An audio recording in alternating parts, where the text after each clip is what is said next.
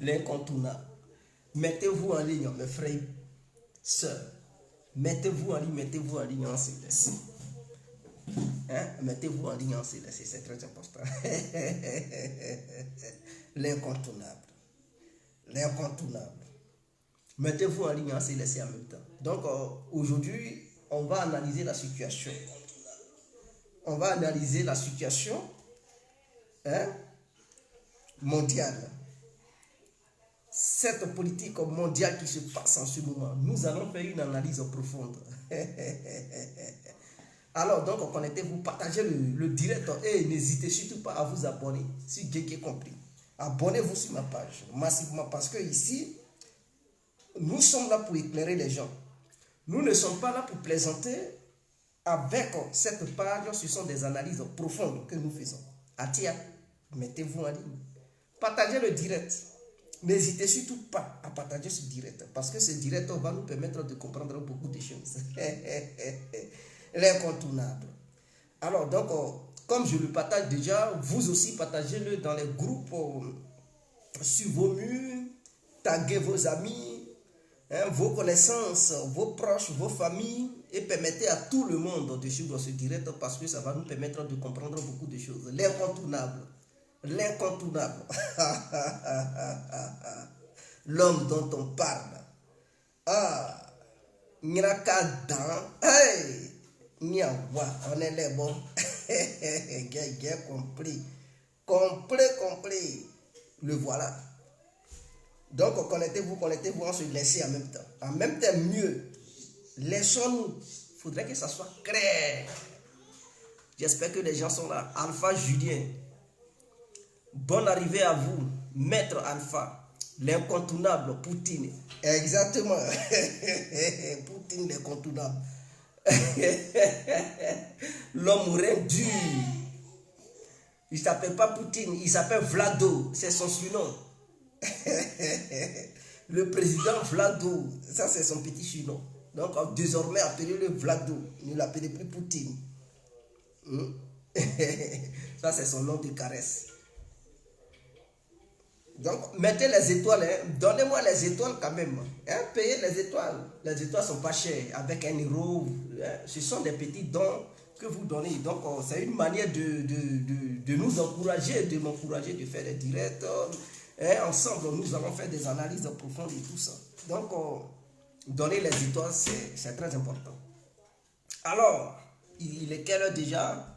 Il est 17h. Donc, bonjour à tous et à toutes. Pour tous ceux qui ne me connaissent pas, je suis l'incontournable qui a compris tout terrain. L'homme dont on parle, l'homme qui n'a pas froid aux yeux, l'homme qui ne marche pas ses mots. Vous pouvez aussi m'appeler devant la vie. L'homme n'est rien, gouverneur italien. Docteur Modon, appelez-moi boum boum. L'homme n'est rien. Appelez-moi aussi la Moudia. Ou bien Niraka Dan. Atia, nous voilà à nouveau devant cette caméra pour aborder le sujet de cette guerre énergétique qui se passe sur le territoire européen. Atia, la guerre énergétique, il faudrait que ça soit clair. Parce que c'est de ça qu'il s'agit. C'est une guerre énergétique qui se passe entre la Russie et l'OTAN. D'autres diront que c'est entre la Russie et l'Union européenne. Non, c'est entre la Russie et l'OTAN. Parce que, qui dit l'Union européenne épargne les États-Unis. Je viens.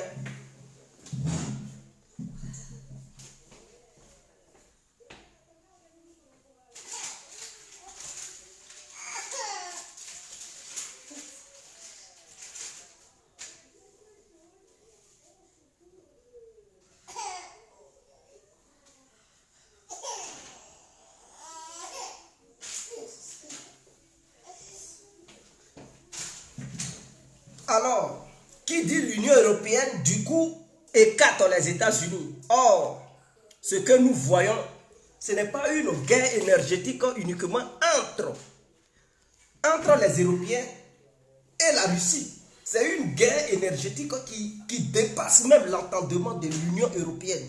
C'est-à-dire, cette guerre commence sur le territoire américain et ça arrive sur le territoire européen. Et donc, ce qui lie les Européens aux Américains, c'est l'OTAN.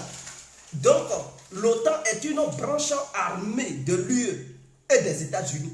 Et donc, comme cette guerre énergétique, les États-Unis font partie de la guerre énergétique, le Canada, il fait partie, alors je ne peux pas me limiter sur cette histoire d'Union européenne. Donc, c'est une guerre qui dépasse l'entendement de l'UE, mais qui arrive aussi sur le territoire américain. Et donc, du coup, c'est une guerre entre l'OTAN et la Russie. Ah tiens, donc les pays membres de l'OTAN, c'est tous ces pays-là qui font la guerre contre la Russie. Donc, la guerre énergétique. Ah tiens, donc c'est de ça qu'il s'agit. Alors, quelles sont les conséquences de cette guerre énergétique? Parlons-en, mes frères et sœurs. Encouragez-moi, donnez-moi les étoiles, parce que ce que je vais vous dire, c'est rare d'entendre ça quelque part. Les médias mainstream que vous suivez, France 24, RFI, CNews et j'en passe, ce sont des gens qui font de la propagande. Ils parlent à bien des Européens et je n'en sais quoi en diabolisant l'autre partie. Mais ce que moi je vous dis ce soir, c'est une opposition neutre sur laquelle je me base pour faire mes analyses. Et donc, vous et moi, ensemble, on va analyser, mes frères. Si je suis dans le rang, ayez le courage de me le dire. Ayez le courage de me critiquer. Ayez le courage de dire, Dieu, tu te trompes. Sur ça, on n'est pas d'accord. C'est ça le débat. Je ne suis pas là pour dire, j'ai la science infuse. Et donc, tout ce que je dis, c'est une vérité absolue. À vous d'apprécier ou de déprécier mes propos ce soir. Tiens, écoutez-moi. L'incontournable Dieu complet va rentrer en profondeur et ensemble, chacun va tirer sa part de conclusion. Alors, cette guerre énergétique qui existe entre l'OTAN et la Russie, d'abord les Américains ont commencé. C'est eux qui ont sanctionné d'abord la Russie en disant qu'à partir de maintenant, eux, ils ne vont plus importer le pétrole russe parce que les Américains importaient leur pétrole, une partie de leur pétrole de la Russie. Donc, ils importaient au moins 8% de leur pétrole du territoire russe. Est-ce que vous comprenez? Les Américains sont autosuffisance en gaz. Donc, eux, ils produisent le gaz de schiste. Donc, autosuffisance en gaz. Mais, ils ne sont pas autosuffisance en pétrole. Puisque le pétrole qu'ils produisent, ce pétrole-là n'arrive pas à suffire à la population électrique américaine. Est-ce que vous comprenez? Donc, ils sont obligés de prendre du pétrole dans d'autres pays. Donc, avant la sanction contre la Russie, parce qu'ils importaient une partie de leur pétrole du territoire russe, ils sont allés voir le Venezuela pour demander à Nicolas Maduro de leur céder une partie de son pétrole. Ce que le Venezuela a refusé parce que le Venezuela et la Russie font partie du même bloc, font partie du même camp qui lutte contre le camp occidental. Est-ce que vous comprenez? Donc le Venezuela a refusé. Mais malgré ça, les États-Unis ont sanctionné la Russie pour affaiblir la Russie économiquement parlant. Donc tout ça, ça fait partie de l'énergie. Qui dit pétrole dit énergie, qui dit gaz dit énergie, qui dit charbon dit énergie. Est-ce que vous me comprenez? Donc l'Amérique a commencé. Et les Américains ont demandé aux Européens de suivre la voie. C'est eux qui ont commencé la guerre énergétique contre la Russie avant de demander aux Européens de suivre la voie. Alors, Joe Biden s'est déplacé pour venir en Europe pour consolider cette vision américaine qui demande aux Européens de couper le gaz aux Russes. Donc, quand il est venu en Europe ici, il a imposé cette voie-là aux Européens. Car pour lui, c'est un bloc. Le bloc atlantiste doit parler d'une seule voix. Même si cela nuit les intérêts des pays européens, ces pays européens doivent payer le prix pour faire entendre leur voix à la Fédération de Russie. Et il a fait même une déclaration où il était avec Van der Leyen, comment elle s'appelle, la présidente de l'UE. Joe Biden a dit, cette décision va faire mal aux pays européens, mais c'est la décision à prendre pour s'en débarrasser de l'énergie russe. Or, en prenant cette décision, cela n'infecte pas directement les Américains, parce que eux, ils ont leur pétrole. Ce sont des gens qui produisent le pétrole, ce sont des gens qui produisent le gaz. Donc, eux, ils peuvent vivre, même si le coût, le prix du pétrole, le litre de l'essence augmente là-bas, les Américains peuvent tenir. Mais les Européens, le problème, eux, ils ne produisent même pas de pétrole, ils ne produisent même pas de gaz. Donc, au lieu de faire entendre raison garder à leurs amis américains disant que vous avez pris cette décision en sanctionnant le pétrole russe et le gaz russe parce que vous êtes autosuffisants en énergie. Mais nous, Européens, non, on dépend de ce gaz et de ce pétrole. Non, ils n'ont pas fait ça. Pour plaire à l'oncle Sam, ils ont décidé de suivre la décision de l'oncle Sam, c'est-à-dire les Américains. Et donc, eux-mêmes, ils se sont tirés une balle dans la tête, pas dans le pied, mais ils se sont tirés une balle dans la tête, en mettant en difficulté leurs propres économies. Donc, ils ont dit, ils vont maintenant œuvrer pour payer le gaz de schiste américain. Qu'est-ce qui se passe? Parce que le gaz de schiste, c'est du gaz que les gens tirent dans le sol. Ce n'est pas un gaz qu'on tire dans la mer ou quoi que ce soit. Non, c'est tiré dans le sol. Mais avant d'obtenir ce gaz, il faut traverser des roches. Et ce gaz se trouve en profondeur dans la terre. Donc, il faut une technologie aiguë et précise pour pouvoir avoir ce gaz. Ce qui fait que ce gaz, lorsque on extrait ce gaz dans les roches et dans la profondeur du sous-sol, ceux qui ont utilisé ça, ils ont dépensé assez d'argent. Donc, il faudrait qu'ils revendent ça cher pour avoir des bénéfices. D'où le prix du gaz de schiste est élevé. Mais les Européens sont prêts à payer ça pour s'en débarrasser du gaz russe. Est-ce que vous comprenez leur bêtise? Donc, ils ont décidé de se tourner vers l'oncle Sam. Or, le gaz russe coûte trois fois moins cher que le gaz de schiste américain, c'est-à-dire les Russes. Le prix du gaz qu'ils donnent aux Européens, si les Européens payaient le mètre cube à 50 $, c'est un exemple que je prends. Si les Européens payaient le mètre cube du gaz russe à 50 $, le gaz de schiste américain, les Américains, eux, ils font ça à 150 $ le mètre cube. Vous comprenez la différence? Mais les Européens disent non, eux, ils préfèrent payer ce gaz-là. Ou les Américains, eux, ils vont faire 150 $ le mètre cube que de payer le gaz où le mètre cube coûte 50 $. Parce que pour eux, il faut faire comprendre à la Russie que la Russie n'est pas le seul pays à avoir de l'énergie. Et donc, ils ne veulent plus rester sous la domination russe en matière énergétique sur le territoire européen. Mais en faisant cela, ils mettent en difficulté leurs propres entreprises, mes frères. Ils mettent en difficulté la concurrence au plan mondial parce que les entreprises qui travaillent, parce que toute entreprise a besoin d'énergie. Chaque entreprise a besoin d'énergie pour produire. Donc, pour fabriquer les voitures, il faut de l'énergie, le gaz. Pour souder et tout, il faut le gaz. Pour faire certaines choses, il faut le gaz, il faut le pétrole, de l'essence, tout ça. Donc, si eux, ils payent le gaz cher, quand ils vont produire, ils vont faire leurs marchandises cher. Et donc, les clients vont trouver que non, ces marchandises sont trop coûteuses. Et donc, les clients vont se retourner vers d'autres marchandises où c'est moins cher, mais de la même qualité. Est-ce que vous comprenez? Parce que ce n'est pas la qualité qui va changer. Les marchandises européennes, imaginons, on dit, bon, les Européens ont fabriqué un téléphone, que ce soit d'une marque européenne. Et les Coréens ont fabriqué un téléphone, que ce soit d'une marque coréenne. Ah tiens, les Coréens vont fabriquer Samsung. Les Européens, par contre, par exemple, ils vont vouloir fabriquer Nokia ou bien Sony Ericsson.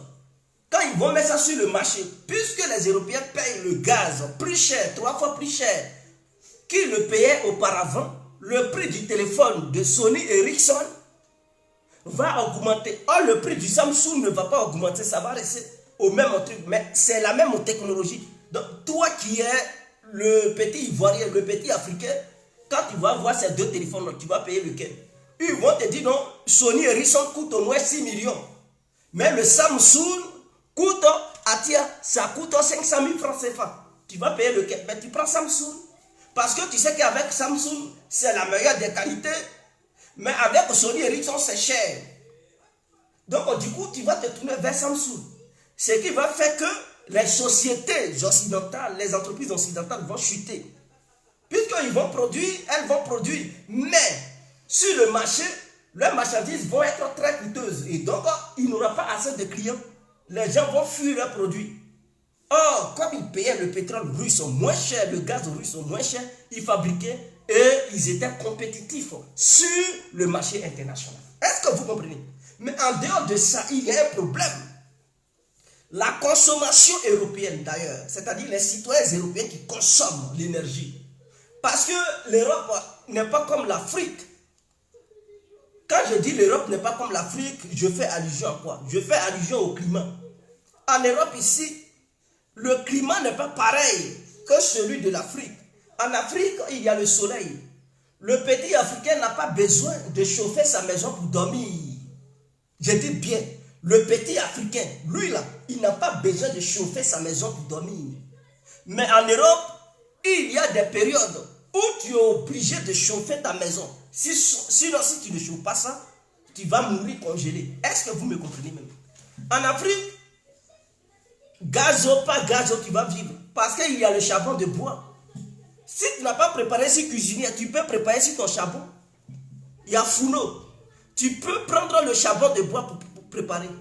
En Europe ici, bon, il y a le charbon de bois. Je n'en disconviens pas. Mais ce n'est pas partout on peut utiliser le charbon de bois. Parce que la majeure partie des gens utilisent la cuisinière. Et cette cuisinière, ça peut être une cuisinière à gaz ou une cuisinière électrique. C'est-à-dire ça utilise le courant. Mais pour produire aussi le courant, souvent on a besoin du gaz. Du nucléaire, le charbon ou le gaz pour produire l'électricité ou les éoliennes. Mais les éoliennes ne sont pas assez. Donc, personne ne peut compter sur les éoliennes qui produisent l'électricité à travers le vent. Est-ce que vous comprenez? Maintenant, eux, ils n'ont pas assez de barrages hydroélectriques, c'est-à-dire les barrages qui se trouvent en Côte d'Ivoire, Tabo, Ayamé 1, Ayamé 2, tout ça là, ils n'ont pas ces genres de barrages ici en Europe pour dire ils vont se baser sur les barrages pour produire de l'électricité. Ce qui fait que souvent ils prennent le gaz pour produire de l'électricité. Et donc quand ça soit du côté de l'électricité, du côté du gaz, les citoyens européens vont agoniser. Parce que si tu consommes un peu de gaz pour chauffer ta maison, la facture de ce gaz qui va te frapper, tu vas oublier ton nom. Et donc, ce qui va rendre la population européenne très pauvre, parce qu'elle sera très endettée, surendettée. Imaginons, pendant l'hiver, tu vas utiliser le gaz. Quand l'année va finir, tu vas recevoir une facture venant du gaz parce que tu as consommé plus que ce que tu devrais consommer parce que les Européens n'ont plus de gaz à bon prix et qu'ils payent leur gaz de la part du côté des Américains. Donc, ils font leur gaz plus cher. Ce qui va faire que les citoyens européens, quand ils vont consommer un peu de gaz, ils vont payer beaucoup. Donc, chaque fin de l'année, ils vont te dire, bon, tu as consommé assez de gaz, donc tu dois au moins 1000 € à la société à laquelle tu t'es abonné. Donc, 1000 € de dette. Sans le vouloir, tu vas payer 1000 € de dette. Est-ce que vous comprenez même? Maintenant, les produits, les denrées alimentaires vont augmenter. Parce qu'il y a d'autres produits sur le marché pour mettre ça dans les supermarchés. Il faut du gaz pour que certaines machines fonctionnent dans des entreprises pour produire certaines choses, pour mettre dans les supermarchés. Et donc, ces aliments vont augmenter. Or, les salaires ne vont pas augmenter. Ah tiens, les salaires vont rester intacts.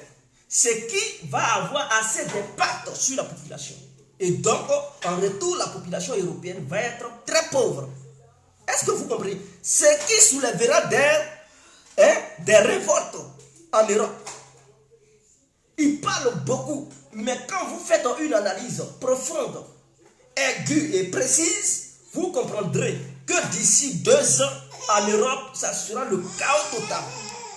Le chaos total parce que pour permettre à la population européenne de mieux vivre si le gaz et le pétrole augmentent leur prix, il faille que les gouvernements européens augmentent les salaires. Mais non, ils vont maintenir leurs salaires, ils vont maintenir ces différents salaires et ils vont augmenter les prix des denrées alimentaires. Tout ce qui est consommation, ils vont augmenter.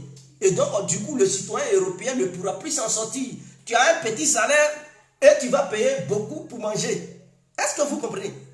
Tu t'en vas au marché, sur le marché. Tu es obligé de payer des trucs, des produits pour les enfants. Mais ces produits-là, ce sont des machines qui ont fait ça. Mais ces machines-là ont utilisé soit le gaz ou le courant, ou le pétrole. Donc, ces machines-là ont bouffé assez de gaz. Donc, les directeurs de ces sociétés vont vendre leurs produits plus chers sur le marché. Et dans les supermarchés, mais les propriétaires des supermarchés, eux aussi, vont vouloir obtenir leurs bénéfices. Et donc, ils vont doubler le prix qu'ils ont payé ça dans la main du fabricant. Et donc, les clients maintenant qui, eux, ils vont venir acheter ces produits dans les supermarchés, ils vont payer plus cher. Ils vont payer 3 fois. Du coup, les gens vont s'appauvrir. Ça va provoquer les manifestations. Le prix du carburant, ceux qui sont véhiculés, ils font comment? Parce que si la Russie coupe, parce que Poutine a promis de couper le gaz et le pétrole russe à partir du 1er avril. Est-ce que vous me comprenez? Le 1er avril, la vie en Europe va changer totalement. L'Europe ne sera plus comme avant. L'Europe ne sera plus comme un continent qui avait fait rêver les gens à travers le monde, qui était un continent miroir. L'Europe va changer à partir du 1er avril 2022 si les Européens ne respectent pas ce que Poutine leur demande de faire. Et il leur a demandé de faire quoi? On va y arriver tout à l'heure. Mais avant d'y arriver, j'aimerais faire allusion au prix du carburant. S'il n'y a plus de pétrole qui quitte en Russie, qui est bon prix, parce que cette amitié entre l'Europe et la Russie, ça avait poussé les Russes à faire le pétrole à un bon prix aux Européens. Mais le pétrole du marché coûte plus cher.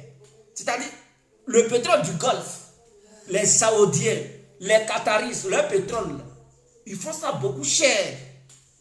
Et le pétrole russe coûtait moins cher aux Européens.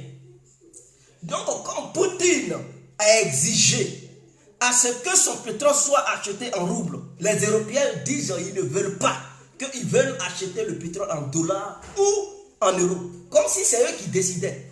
Mais ces Européens, ils sont gonflés parce qu'ils voient que les sanctions qu'ils ont imposées aux Russes, ils ne voyaient pas le coup de Poutine arriver. Ils pensaient que Poutine allait rester neutre. Ils pensaient que Poutine allait subir. Mais voir Poutine dit dorénavant, mon pétrole s'achète en roubles. Et les autres qui ne sont pas belligérants contre la Russie, pour acheter leurs produits en Russie, ils peuvent payer en bitcoin, c'est-à-dire leur monnaie numérique. Et Poutine, lui, il dit qu'il ne veut plus voir le dollar, il ne veut plus voir l'euro. Et donc, tous les autres pays qui veulent faire des achats en Russie, qui ne sont pas hostiles aux Russes, ils peuvent utiliser la monnaie numérique, c'est-à-dire le bitcoin, pour faire leurs achats sur le territoire russe. Mais en dehors du bitcoin, ceux qui sont les Européens, les Atlantistes, qui sont hostiles à la Russie, ils doivent payer en roubles. Les Européens, le G7, le Canada, l'Amérique, l'Allemagne, la France, le Japon et j'en passe, ils disent non, pas question. Eux, ils ne payent pas en roubles. Que non, ils vont payer en dollars ou en euros. Bon, le porte-parole du gouvernement russe, il a fait comprendre aux Européens que eux là, ils ne vont pas fournir le gaz et le pétrole aux Européens gratuitement. Car les temps sont difficiles, ils ne vont pas faire de charité aux Européens. Donc à partir du 1er avril, si les Européens refusent de payer leur gaz et leur pétrole en roubles, ils vont couper le gaz et le pétrole. Et donc à partir du 1er avril, soit les Européens décident, ils décident de payer en roubles, ou soit ils décident de se jouer les durs devant les gens. En ce moment-là, la Russie coupe le gaz et le pétrole. Et j'ai appris que les Européens, qu'est-ce qu'ils veulent faire? Ils veulent passer par la Suisse. Ils veulent passer par la Suisse pour acheter le pétrole et le gaz russe. Comme la Suisse est neutre, alors ils veulent passer par la Suisse. Comment ils veulent faire?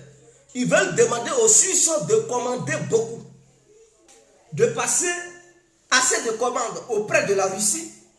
Et maintenant, les Européens, eux, ils vont payer dans la main des Suisses. Mais ils pensent que Poutine, il est gaou. Ils pensent que les Russes sont des tintins. Et donc, de la manière la Suisse payait avant, s'ils voyaient que le mètre cube que la Suisse payait auparavant a augmenté, et que la Suisse demande assez de gaz, or le pays est petit, ils vont dire, mais vous voulez amener tout ce gaz là où? Vous voulez envoyer tout ce pétrole là où? Parce qu'eux, ils veulent passer par la Suisse pour payer ça dans la main des Suisses. Parce qu'ils ne veulent pas payer en rouble. Puisqu'ils sont conscients que s'ils payent ça en rouble, c'est fini pour le dollar et l'euro. Parce que le monde entier, chacun va vouloir payer en rouble. Et donc, le rouble sera vendu sur le marché international. Et donc, ça sera une monnaie qui va concurrencer le dollar et l'euro immédiatement. Et donc, les Européens, ils voient le danger. Ils voient le danger, mais ils vont faire comment? Est-ce que cela va briser l'Union européenne? Voici la question.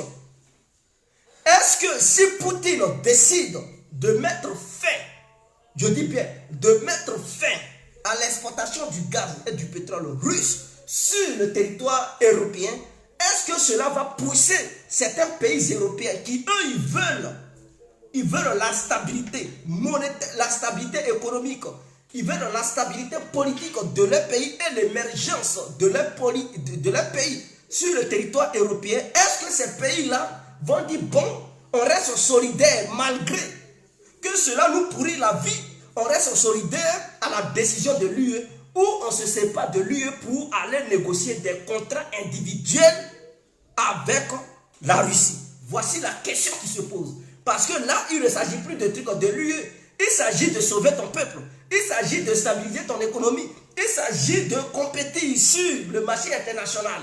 Donc si l'UE prend une décision lugubre, une décision tordue, une décision qui fait que ton économie chute, ton pays tergiverse sur tous les plans, est-ce que toi, en tant que pays membre de l'UE, tu vas encore voir une Union européenne rêver de ça pour dire, bon, ça ne va pas, mais on va attacher la ceinture, on va quand même suivre l'UE. Ou bien, d'autres pays vont dire, non, non, non, non, où l'UE nous envoie là, on ne veut pas. Nous là, on veut se séparer de l'Union européenne. Est-ce que ce n'est pas ça un piège? Est-ce que ce n'est pas la fin de l'Union européenne? Est-ce que le fait de voir la Russie vouloir couper le gaz européen aux Européens et le pétrole aux Européens, est-ce que cela ne va pas pousser d'autres pays à se défaire de l'Union européenne? Cela ne va pas disloquer l'Union européenne parce que ces membres, ces pays européens, aujourd'hui ils disent non, on parle d'une seule voix, on est unis à jamais, on est unis à jamais. Oui, ils sont unis parce qu'il y a une guerre qui se passe en Ukraine. Mais avec le temps, vous avez vu le début de cette maladie qui a frappé le monde, où les gens avaient besoin de trucs, de masques. Vous avez vu les pays européens, c'était chacun pour soi, Dieu pour tous. Chaque pays européen luttait les masques. Souvent même sur la mer, il y avait des bateaux qui quittaient des trucs en Asie, qui transportaient des masques. Ces masques étaient destinés par exemple à l'Italie. L'Allemagne avait détourné ses navires sur l'eau pour prendre ces masques. Il y avait d'autres masques qui étaient destinés à l'Union européenne. Les Américains ont détourné ça sur la mer pour prendre ces masques. Et c'était devenu un chaos total parce que chaque pays luttait à sauver son peuple. Il n'y avait pas histoire d'Union européenne parce que c'est une maladie. Chaque citoyen meurt. Et toi, tu es dirigeant de ton peuple. Ta vocation, c'est de lutter d'abord pour apporter la garantie médicale à ta population. Et donc, il n'y a pas histoire de l'UE. Ça va, ça ne va pas, tu vas parce qu'on est dans une union. Non, chacun pour soi, Dieu pour tous. Et donc, cette histoire, parce que c'est une grande crise énergétique qui va venir. Je tiens à vous dire que AIE, Agence internationale de l'énergie, a fait comprendre que personne ne peut remplacer le pétrole russe au monde. Personne ne peut remplacer le pétrole russe. Et donc, les Européens, leur rêve de vouloir mettre un embargo total sur le pétrole russe, parce que c'est ce qu'eux, ils veulent. Ils veulent faire quoi? Leur décision qu'ils voulaient prendre d'ici 2030, c'est ce qu'ils ont dit ici. Ils disent d'ici 2030, ils vont se défaire du pétrole et du gaz russe et ils vont mettre un embargo total sur le pétrole et le gaz russe. C'est-à-dire, n'importe quel pays au monde qui rêverait d'acheter le gaz russe ou le pétrole russe sera sanctionné par les Européens et les Américains. Donc c'est ça leur vision. Mais l'Agence internationale de l'énergie a fait comprendre que personne ne peut remplacer le pétrole russe. Parce que la Russie, elle seule, détient 30% de l'exportation du pétrole mondial. 30%. Si c'était au moins 1% ou 2%, on allait comprendre. Mais la Russie, elle seule, exporte 30% du pétrole mondial. Et donc, si les Occidentaux décidaient un coup d'empêcher le pétrole russe d'être vendu à travers le monde, mais le monde va sombrer dans un chaos total. Il y aura des manifestations partout. Parce que le carburant, le prix du carburant, 1 litre allait monter à 5 €. C'est-à-dire ceux qui sont en Afrique, ils allaient payer 1 litre de l'essence à 10 000 francs CFA. Quel Ivoirien qui va accepter de payer le litre du pétrole ou bien de l'essence à 10 000 francs CFA? Lui qui fait son woro, il gagne combien par jour pour acheter 10 000 francs CFA 1 litre? Et donc si ton véhicule consomme au moins 20 litres, imaginons, ça veut dire 200 000 €, 200 000, non? Si 1 litre coûte 10 000, tu payes 10 litres, tu es dans 100 000, 200 000 francs CFA pour 20 litres. Mais tu gagnes combien? Est-ce que le président qui va faire une telle politique, il va rester au pouvoir? Mais le peuple va l'enlever le plus tôt possible. Maintenant, le transport en commun, le car et tout ça.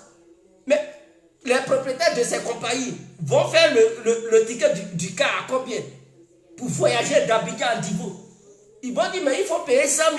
Mais qui a cet argent pour voyager? Et donc, ça va faire chuter les compagnies puisqu'il n'y aura plus de passagers. Mais les gens vont se révolter contre le président. Et donc, ça va créer un chaos total à travers le monde. Et donc, l'Agence internationale de l'énergie a alerté les Européens aux Américains pour dire, votre politique, là, réfléchissez bien parce que si vous faites ça, ça va créer un chaos mondial parce que la Russie, elle seule, détient 30% de l'exportation du pétrole au monde. Est-ce que vous comprenez? Donc là, il ne peut pas prendre une telle décision. Ça, c'est un. Et comme eux, ils étaient là se préparer, parce que tout de suite, si la Russie coupe le gaz et le pétrole européen, ils n'ont pas autre moyen pour remplacer ça. Ils n'ont pas, parce qu'ils ne se sont pas préparés. C'est quand la guerre en Ukraine s'est déclenchée qu'ils ont commencé à se préparer. Même le gaz de schiste américain dont ils parlent, ce n'est pas un gaz qui est déjà préparé, qui est déjà prêt à être utilisé. C'est un gaz, quand tu prends, il faut retravailler. Mais les Européens n'ont pas ces structures pour retravailler le gaz. La France en a 4. 4 infrastructures qui travaillent le gaz. Mais ces 4-là ne peuvent pas accueillir tout le gaz de schiste pour alimenter les 27 pays membres de l'Union européenne. Ça ne peut pas alimenter tout ça. Et donc, pour construire d'autres infrastructures, il faut 2 ans. Ça prend 2 ans. Une infrastructure, ça prend 2 ans. Et donc, pour reconstruire beaucoup d'infrastructures, pour pouvoir accueillir le gaz de schiste, il leur faut au moins 2 ans ou à 5 ans.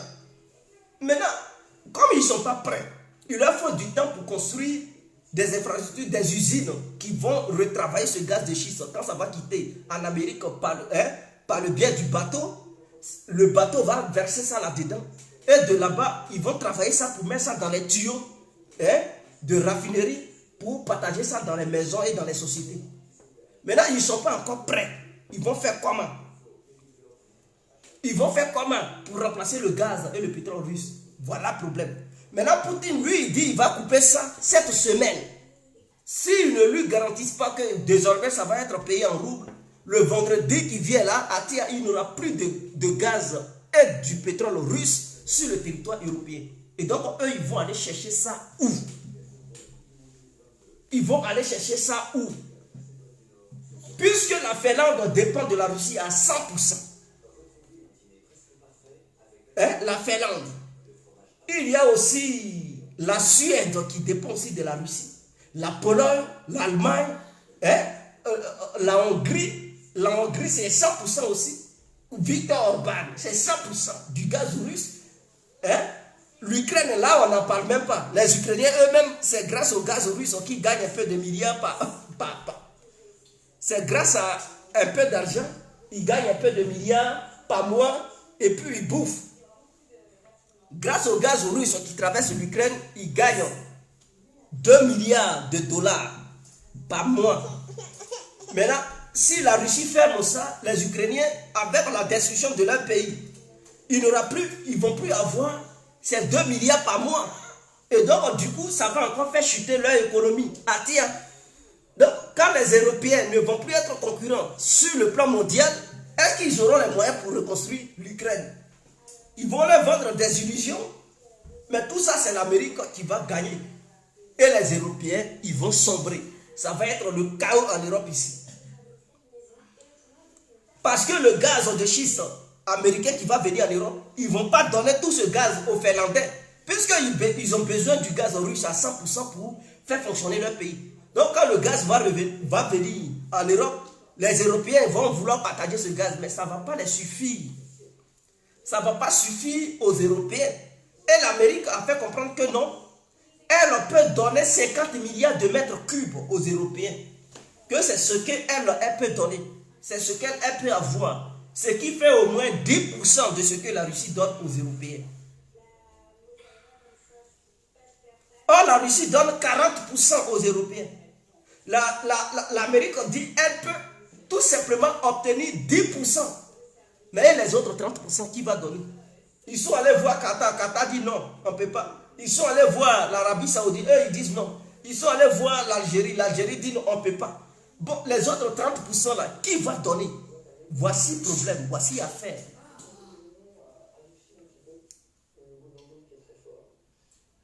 Voici l'affaire, je viens.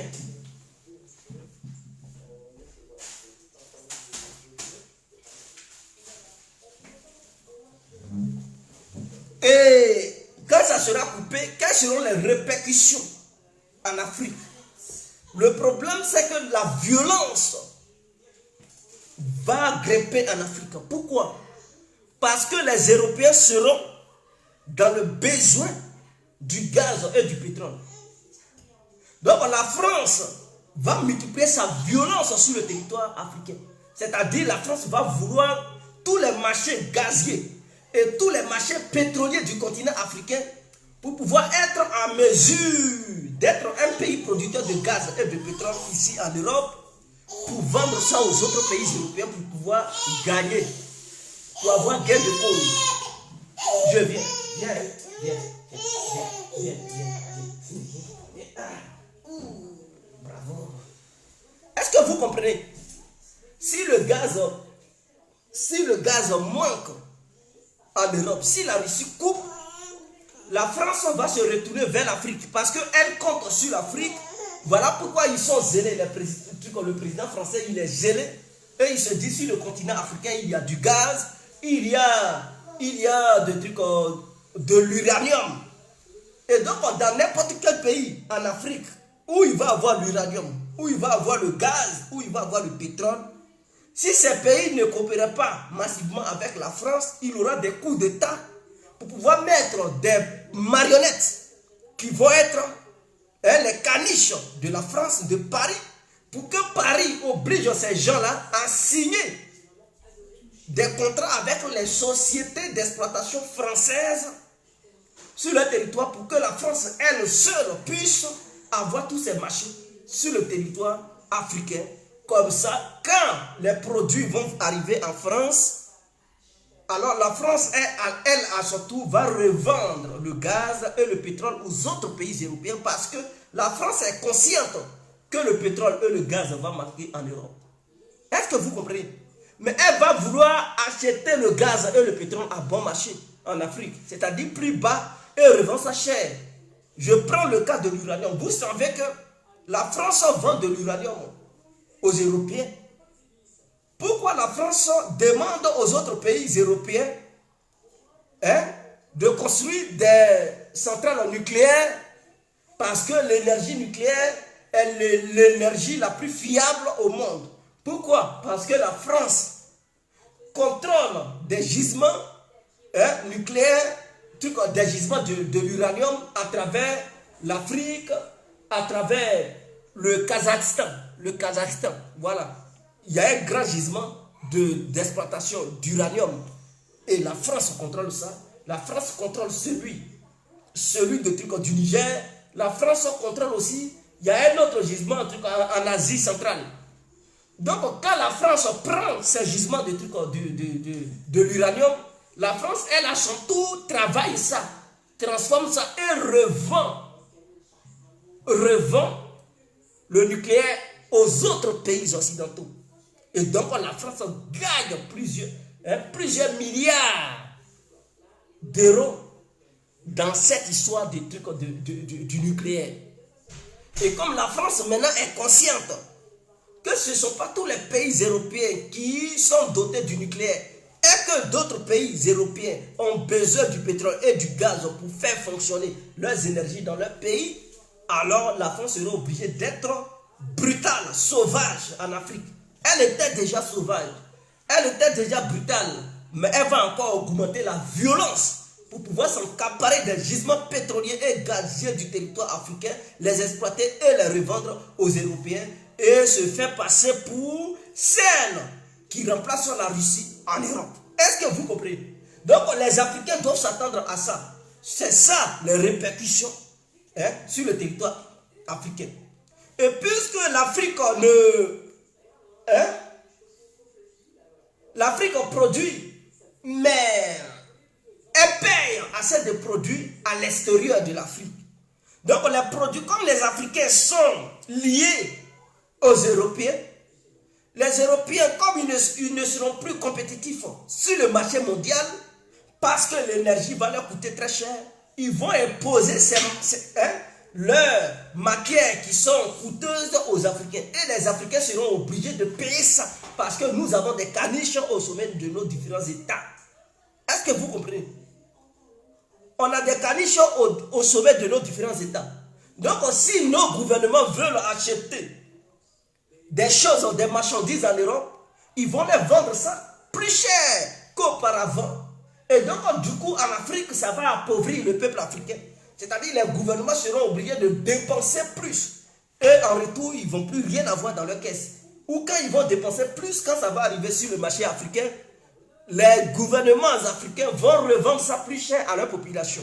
Voici la répercussion mondiale. Cela va créer la famine. Et ceux qui ne sont pas fortunés vont de plus en plus devenir très pauvres. Parce qu'il faut plus pour acheter les marchandises sur le territoire africain. Voici le danger. Dans quoi lui nous met?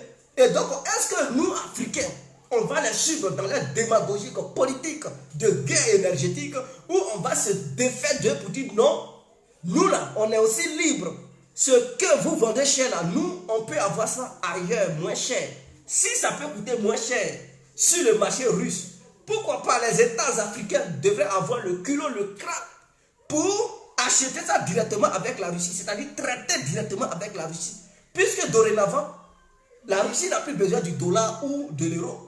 On peut payer en monnaie numérique. Le bitcoin en Afrique, nos gouvernements peuvent mettre une politique monétaire sur pied, une politique monétaire numérique, pour que nos gouvernements puissent avoir une grande partie du bitcoin et utiliser cette monnaie numérique qui n'est pas contrôlée par Washington, qui n'est pas contrôlée par les Européens, pour traiter directement avec le gouvernement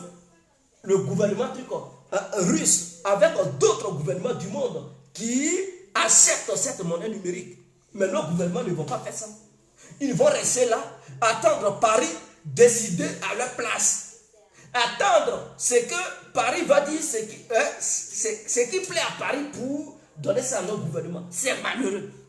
Parce que c'est une très bonne occasion qui était là, où les Africains devraient devenir matures politiquement parlant, pour se prendre en charge. Parce que l'Europe ne pourra plus dire on va aider les Africains. On va vous donner quelques milliards pour vous financer. Parce qu'eux-mêmes, ils auront des problèmes. Et donc, nous, Africains, où se trouve notre position? Où se trouve notre place dans cette guerre qui se passe? Parce que c'est un nouveau monde qui s'ouvre. Un nouveau monde qui s'ouvre. Un nouveau monde.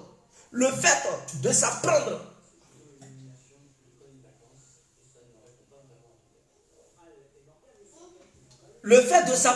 à la Russie, ils se sont appris à un gros morceau. Parce que ces Occidentaux pensaient que la Russie était faible économiquement. Toujours sur les plateaux de télé, Il ne cesse de dire que le PIB de l'État russe est comparable à celui de l'Italie ou de l'Espagne. Donc, la Russie est faible économiquement parlant. Si elle fait quelque chose, on va les sanctionner, on va détruire l'économie russe et on va faire sombrer la Russie totalement. Donc, ils avaient cette vision suprémaciste. La vision suprémaciste qu'ils ont nourri pendant des décennies pensant que non, c'est eux seulement qui détenaient l'économie russe.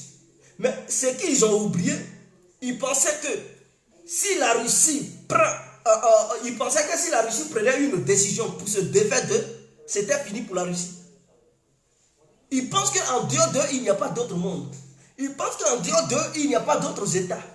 Ils pensent qu'ils sont le centre du monde et en dehors d'eux, personne ne peut survivre. Mais c'est de mal connaître Poutine. C'est de mal connaître la Russie. Auparavant, $1 faisait 200 roubles. Aujourd'hui, $1 fait 98 roubles. Ce qui veut dire que les sanctions n'ont rien apporté. Les sanctions ont poussé les Russes à prendre une décision qui a permis au rouble de bondir. Donc le rouble a bondi de 50%. $1 qui faisait 200 roubles, aujourd'hui ça fait 98 roubles. Et avec le temps, ça va encore chuter. $1, ça va faire 80 roubles, 50 roubles. Et donc, ce qui veut dire que le rouble monte et le dollar chute face au rouble. Est-ce que vous comprenez? Donc, c'est une politique sensée. L'économie russe qui voulait détruire en retour, c'est-à-dire l'économie russe monte. Et puis, c'est l'Europe qui est en train de monter la poussière en ce moment où je vous parle là. Tiens. En Espagne, ça manifeste là-bas, ça brûle dans les poudres, ça coupe les routes. Des gens protestent, ils disent le carburant est cher, essence, gasoil, fioul. Ils crient de partout. Ah tiens, c'est mou. En Belgique, ici, on dit non, portez les manteaux, ne vous chauffez plus.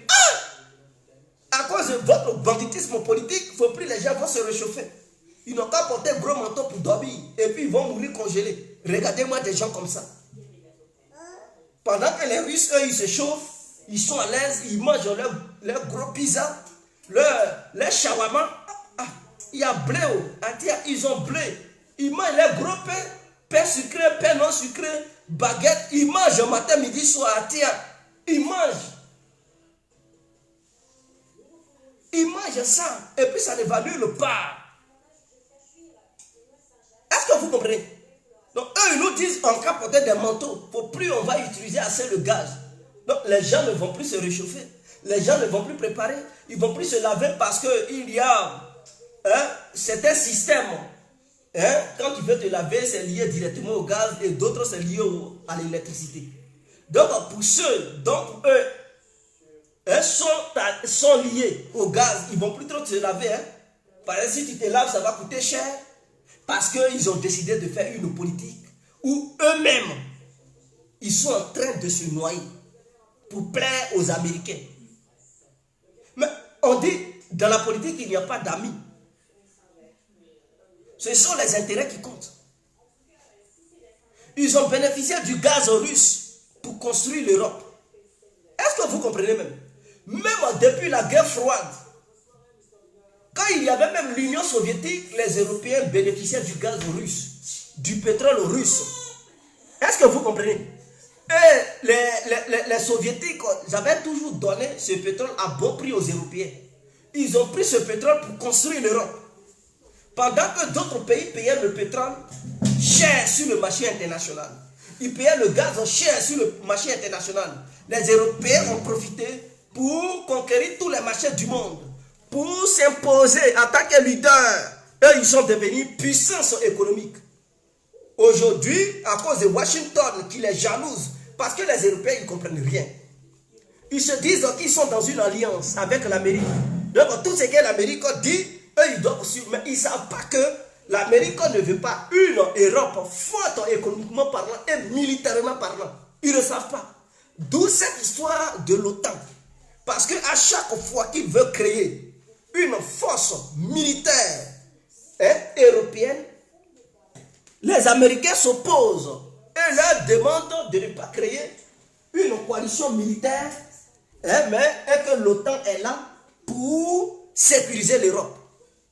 Est-ce que vous comprenez? Parce que les Américains ont peur, ils se disent, si les Européens deviennent forts militairement parlant, ils risquent de se défaire de l'Amérique, ils risquent de produire leurs propres armements et acheter ces armes entre. Ils risquent d'acheter ces armes entre Européens. Et donc les armes américaines n'auront plus d'acheteurs ici en Europe. Puisque à travers le temps, tous les armements que l'Amérique produit, ce sont les Européens qui payent. Hein? Le F-35, tout est commandé par les pays européens. Mais imaginons une industrie militaire propre à l'Europe, mais les Européens ne vont plus acheter les armes américaines. Et donc, ça va faire chuter le marché de l'armement de l'oncle Sam. L'oncle Sam ne veut pas une Europe de l'industrie de l'armement. D'où cette histoire de toujours affaiblir les Européens à avoir leur propre armée. Mais les Américains aussi ont peur de voir une Europe qui fait une politique monétaire puissante.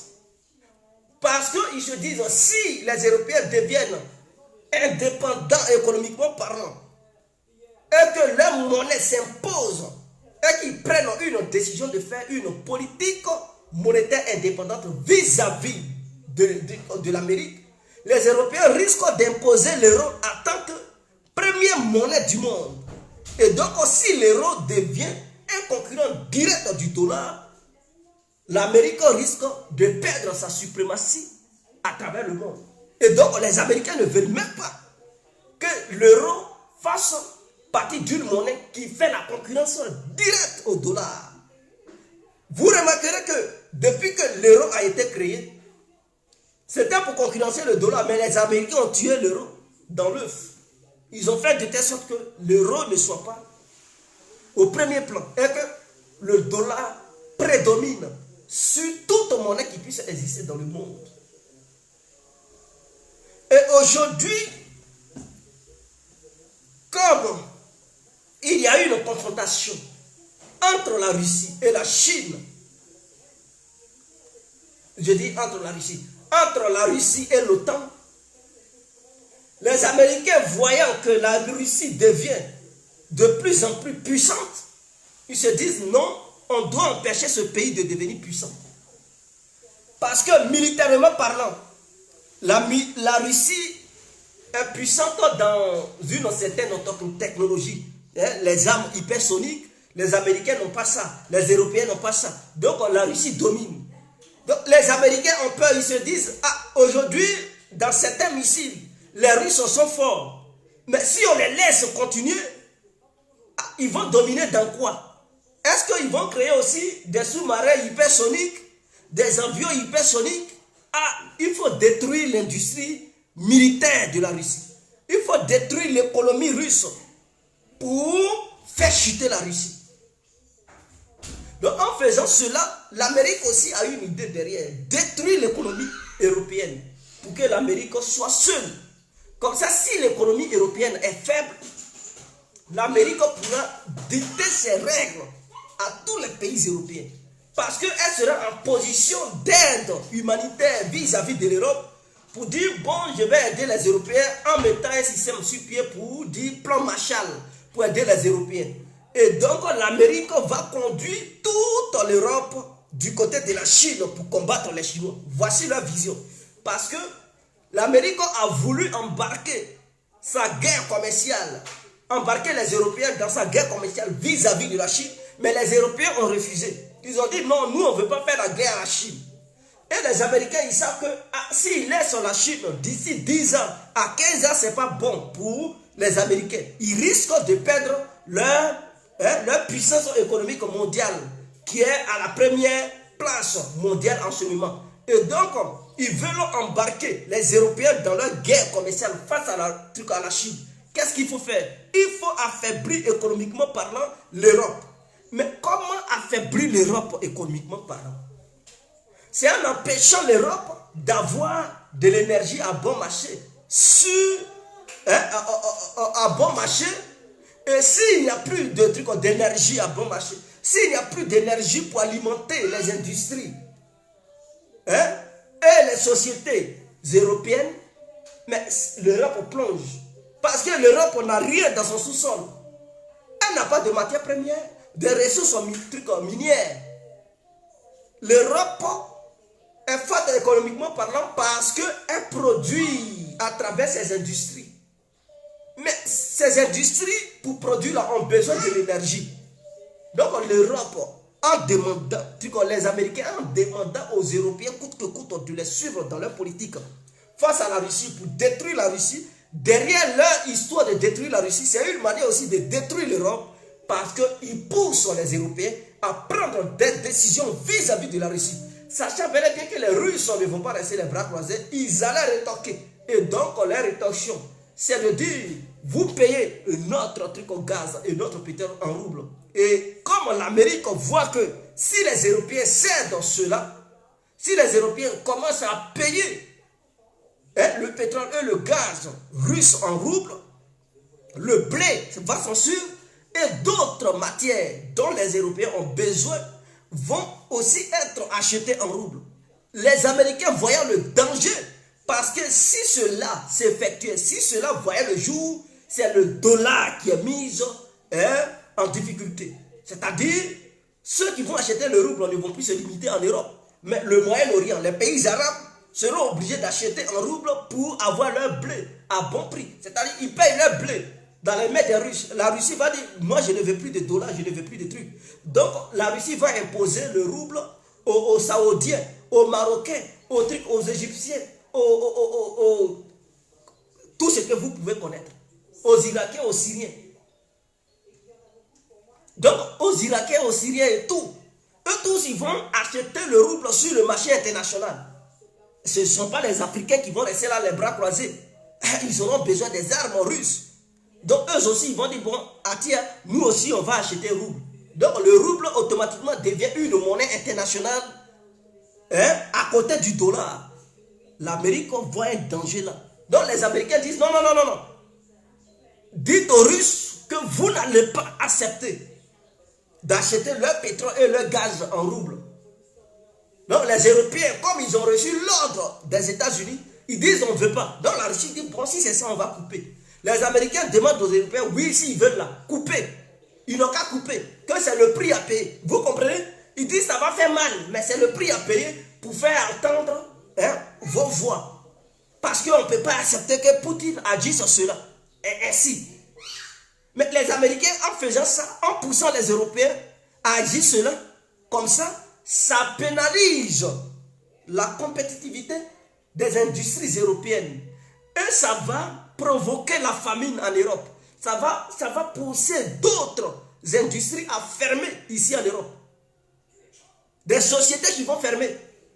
Parce que les Européens, ils disent, ils produisent un truc, ils font de l'agriculture. Mais l'engrais, c'est la Russie qui exporte l'engrais. 60% de l'engrais mondial vient de la Russie. Et donc, ils ont aussi besoin de l'engrais russe qui était à bon marché. La Russie leur vendait son engrais à bas prix. Et ils prenaient ça pour leurs propres industries. Maintenant, si eux, ils ne veulent pas acheter en rouble, ils vont aller acheter l'engrais ailleurs. Mais l'engrais qu'ils vont aller acheter ailleurs, là, ils vont payer ça 3 fois cher. Ce qui va faire que les agriculteurs, quand ils vont planter, pour revendre leurs produits, une petite tomate, ils vont te faire ça à 5 euros. Ah tiens, oh, tu as l'habitude d'acheter cette tomate à 1 euro. Ils vont te dire dorénavant, achète ça à 5 euros.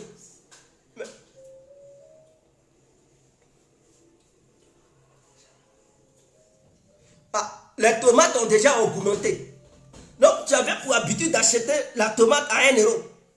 Aujourd'hui, la tomate coûte maintenant 3 euros. Bon, imaginons dans 3 mois, 4 mois, la tomate va coûter 5 euros. Mais les salaires n'augmentent pas. Est-ce que vous comprenez même? Les salaires augmentent. Les salaires sont intacts. Mais les prix des denrées alimentaires augmentent. Puisque ceux qui leur donnaient de l'engrais à bon prix pour qu'ils produisent les trucs, les paysans, les planteurs et tout ça, ces engrais-là ne vont plus arriver en Europe. Et donc, ils seront obligés d'acheter ces engrais-là ailleurs. Et ailleurs, là, eux, là, ils ne rigolent pas. Ils disent, non, non, non, non, l'engrais, là, mon sac d'engrais, ça coûte ça. Si vous voulez, vous prenez, vous ne voulez pas, foutez-moi le camp, j'ai mes clients. Ils seront obligés d'aller payer. Donc, vous comprenez comment l'Europe s'est détruite. Mais comme c'est un empire, les empires sont faits tôt ou tard pour s'auto-détruire. Donc, l'Europe est en train de se détruire, elle seule, en complicité avec les Américains. Oh, les Américains, eux, ils profitent. Eux, ils profitent. Parce que quand les sociétés européennes vont chuter, ne pourront plus compétir, les sociétés américaines vont venir. Parce que les Européens ne vont pas accepter que les sociétés russes arrivent. Les Américains vont dire non, non, non, on ne veut pas voir des sociétés chinoises. Sinon, on ne va plus vous aider sur le plan humanitaire. Donc, les Européens vont dire ok, ok. Donc, ce sont les Américains qui vont débarquer ici avec plusieurs sociétés américaines. Et donc, les Européens vont vivre aux dépens des sociétés américaines, puisque eux-mêmes, ils sont en faillite. Et donc, c'est l'Amérique maintenant qui va employer les citoyens européens. Ce qui va faire que les Européens n'auront plus leur mot à dire quand l'Amérique va décider de faire tant. Si l'Amérique veut faire la guerre, elle va mettre les Européens devant pour dire on déclare la guerre à temps. Ah, allez-y, on vous suit. Ah, si vous ne voulez pas, on ne va pas vous aider. On va vous sanctionner économiquement parlant. Et donc les Européens, ils se sont mis une corde dans le cou. Par contre, Poutine peut décider de vendre son gaz et son pétrole avec d'autres pays. Ah, l'Inde va signer un contrat cette semaine pour que les transactions se passent en roupies et en roubles. Les Indiens, ils sont 1,3 milliard hein, entière. Ils ont besoin de l'énergie pour survivre là-bas en Inde. Donc, le marché intérieur indien est trop. Ils sont 1,3 milliard. Ils ont besoin d'acheter d'énergie pour nourrir tout ce monde-là. Donc, les industries indiennes doivent produire l'énergie. Ils doivent avoir assez de courant. Donc, ils ont besoin d'assez de gaz et de pétrole. Donc, la Russie dit on va vous donner. Payez seulement, on va vous donner. Il dit ok, on accepte. Les pays du Golfe, il y a d'autres pays. Eux-mêmes, ils produisent le pétrole et tout. Mais ce n'est pas tous les pays qui produisent le gaz. La Turquie dit, moi, je maintiens mon marché à la Russie. Hein, j'ai besoin du gaz russe pour survivre en Turquie. Erdogan dit, j'ai besoin de mon gaz russe. Je ne veux pas prendre de sanctions contre la Russie parce que grâce au gaz russe, les Turcs, ils vivent. Déjà, économiquement parlant, la Russie a des problèmes. Maintenant, si elle prend des sanctions contre la Turquie a des problèmes économiquement parlant. L'économie turque a chuté. Et ceux qui font vivre l'économie turque, ce sont les Russes qui vont faire du tourisme. Donc les touristes russes, ils sont beaucoup en Turquie. Ils s'en vont faire des achats en Turquie. Donc si les Turcs, ils sont bêtes, et qu'ils disent non, nous on prend des sanctions, mais il n'aura plus assez de touristes. Or, l'économie turque est en train d'agoniser. Donc s'ils prennent une telle décision, non seulement les voyageurs russes ne vont plus aller là-bas nombreux, et donc ça va diminuer le pouvoir d'achat des citoyens turcs. Et c'est la Russie qui donne de l'énergie à la Turquie. Donc si la Turquie s'embarque dans ça, elle risque de se voir être coupée, de voir son gaz être coupé ou le pétrole. Il faut comme... Donc Erdogan dit non, non, non, non, non. Je suis dans l'OTAN 7. Je suis des amis, je suis l'ami des Américains, des Européens, mais cette histoire de sanctions là, je ne veux pas. Dubaï, les pays arabes, les pays arabes, que ce soit l'Arabie Saoudite, vous savez qu'il y a assez de musulmans en Russie, hein? Il y a beaucoup de musulmans. 50 millions de la population russe est musulmane. Est-ce que vous comprenez? Donc ces musulmans-là, chaque année, ils vont en Arabie Saoudite parce qu'il y a la Mecque là-bas. Hein? Donc, quand ils vont là-bas, ils font leurs achats. Les Saoudiens, eux, ils gagnent de l'argent là-dedans. Et l'Arabie Saoudite est dans un système qu'on appelle OPEP avec la Russie. Les Européens ont dit, non, il faut prendre sanction, il faut fermer ton espace. Ils ont dit, non, non, non, nous, on ne ferme rien. Nous, on va continuer notre business avec la Russie parce qu'il y a des citoyens russes qui viennent beaucoup ici pour prier. Parce qu'ils ont beaucoup de trucs de musulmans en Russie. Donc, nous, on va prier avec ceux-là. Ils viennent tout le temps ici à la Mecque. On ne peut pas leur fermer la porte pour voir le budget des religieux qui viennent à la Mecque être réduit. Donc, ils ont dit non, non, eux, ils ne veulent pas. Dubaï, c'est-à-dire l'Émirat Arabe Unis, Dubaï, c'est une ville qui se trouve dans le pays qu'on appelle Émirats Arabes Unis. Les Européens ont dit non, coupez tout. Eux, ils ont dit non, non, non, non, non. Nous, on ne veut rien couper hein, parce que Dubaï, les oligarques russes, ils viennent acheter des produits luxueux à Dubaï. C'est eux qui payent les choses. Ils prennent des hôtels luxueux. Nous, on ne peut pas fermer leurs portes. On ne peut pas leur fermer la porte. Si on ferme la porte, c'est fini. On ne va plus recevoir les Abramovich, les Dugas, les milliardaires russes. Ils ne vont plus venir là-bas. Nous, on ne veut pas. On fait commerce avec. En ce moment où je vous parle, les citoyens russes qui partaient en Europe pour voir Champs-Élysées, eux tous, c'est à Dubaï. Ils vont en Turquie, ils vont à Dubaï. C'est-à-dire, ils fréquentent. Pendant que les Européens, ils voient que le tourisme diminue, Dubaï, Arabie Saoudite, Turquie, il y a des citoyens russes qui surembordent là-bas. Ils vont là-bas matin, midi, soir. Les vols entre la Russie et ces pays-là se multiplient. La Russie veut prendre une décision pour restreindre accès à son territoire aux pays qui lui sont hostiles. C'est-à-dire les citoyens européens ne pourront plus aller en Russie facilement. Donc, les citoyens européens pour aller en Russie, ça va être très difficile pour eux. Parce que la Russie ne veut plus les recevoir. Puisqu'il y a anti-russe en Europe. La russophobie a pris une telle dimension que les Russes ont dit, bon, si c'est le cas, on ne va plus, nos concitoyens ne vont plus aller en Europe. Les Européens qui veulent venir en Russie, là, on va restreindre notre territoire aux Européens. Donc, la loi est en cours. Ils vont voter cette loi-là. Les jours à venir, et ils vont interdire l'entrée des citoyens européens sur le territoire russe. Donc, voici un peu ce qui se passe à Tiens. Donc, on va voir dans cette histoire de bras de fer qui va céder. Est-ce la Russie ou l'Europe? On verra. On verra. Qui va céder? Parce que les Européens, eux, ils se limitent uniquement sur cette histoire de gaz. Mais ce n'est pas le gaz seulement. Titane, c'est une matière qu'on prend pour construire uniquement les avions. Sans cette matière, vous ne pouvez pas. Ce sont les Russes qui produisent au moins 60% de cette matière. Le reste du monde produit 40%. Et les 40% ont déjà des marchés. Mais les 60%, vous avez pour marcher l'Europe. Et les Européens ont besoin de ça pour construire leur Boeing, leur truc. Je ne sais pas. Tout ce qui est avion. Mais sans cette matière, les Européens ne peuvent plus. Et donc, ce qui va faire que la productivité de la société qui produit des avions et tout va chuter. Parce que la société n'aura plus les matières pour... Michelin, la société qu'on appelle Michelin, ça a déjà fermé. Il y a d'autres qui ont déjà fermé parce que les produits viennent de la Russie. Et à cause de la sanction, les sociétés françaises qui produisent les pneus, les roues, beaucoup ont déjà fermé à Tiens. Parce qu'ils n'ont plus les produits. Ça venait de la Russie. Parce que ce n'est pas seulement le caoutchouc qu'il faut prendre pour fabriquer les pneus. En dehors du caoutchouc, il y a d'autres produits. Mais ça vient de la Russie. Et ce qui va faire qu'en Afrique, les pneus vont coûter aussi cher. Ne soyez pas surpris dans les jours à venir ou les mois à venir. Si on vous dit une seule roue d'un taxi, ça coûte, je le sais, 100 000 francs CFA, ne soyez pas étonnés parce que c'est le prix. Ou bien on vous dit non, ça coûte 300 000 francs CFA. Oui. Donc voici un peu ce qui se passe. Donc ceux qui ne savent pas, voici l'enjeu mondial, mes frères et sœurs. Voici l'enjeu mondial. L'Europe risque de se fracturer. Parce qu'au début, certains pays vont vouloir résister. Si l'Europe décide d'une seule voie à ne plus acheter le gaz et le pétrole russe, au début, ils vont penser que oui, on a pris cette décision, on va résister.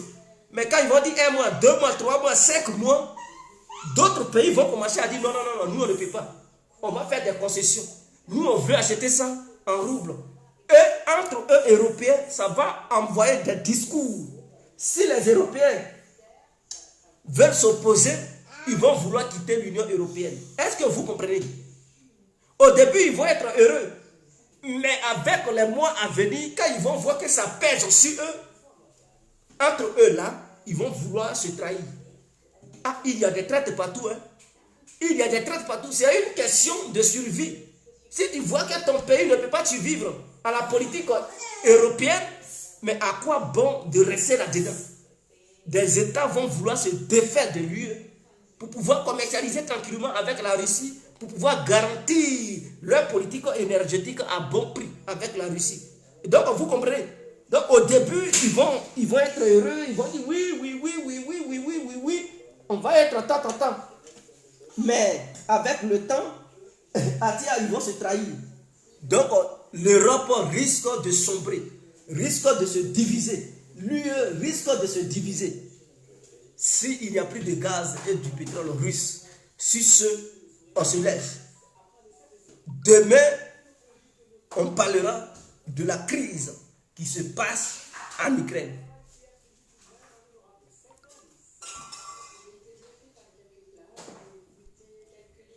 Ciao! Vive les Africains, vive le président Vlado et vive tous les résistants du monde. On est ensemble.